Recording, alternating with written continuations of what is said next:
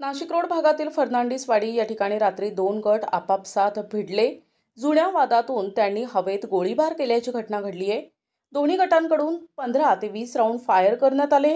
विशेष बाब म्हणजे एका गटाकडून कोर्टात बाजू मांडणाऱ्या वकिलांच्या घरी देखील दगडफेक आणि काचेच्या बाटल्या देखील फेकण्यात आल्या. नाशिक रोड भागात फर्नांडिसवाडी येथे काल रात्री बेद आणि जॉनवाल गँग समोरासमोर येऊन एकमेकांच्या दिशेनं फायरिंग केली.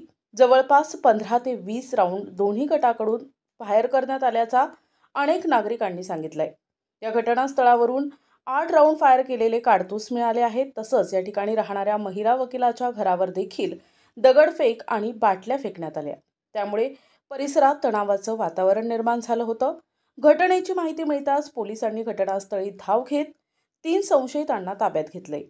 काल रात्री उपनगर पोलीस स्टेशन या ठिकाणी डायल 112 वरती एक कॉल आला की फर्नांडिसवाडी आणि 2 गटामध्ये भांडणं आहेत आणि परिस्थिती तणावपूर्ण त्या ठिकाणी आहे. त्या अनुषंगाने नाईटचे जे अधिकारी आहेत PSI सोनवणे आणि DB स्टाफ घटनास्थळी गेले असता त्या ठिकाणी परिस्थिती बघितली आणि आजूबाजूच्या लोकांना विचारपूस केली असता असे कळाले की रोहित डिंगम व त्याची गँग आणि राहुल उज्जैनवाल आणि त्याची गँग यांच्यामध्ये एकमेकांमध्ये क्रॉस फायरिंग त्या ठिकाणी झालं होतं आणि एकमेकांमध्ये वर्चस्वावरून तू माझ्या भागामध्ये का आलास, या ठिकाणी कशासाठी येतोस, या साधारणतः वर्चस्वाच्या ह्याच्यातून कालचं फायरिंग झाल्याचं लक्षात झालेलं आहे. वकिलाच्या घरावर काय करण्याचं काम? जे वकील आहे तर ती वकिलाच्या घरावरती काचा आणि दगड फेकल्याचं लक्षात आलेलं आहे.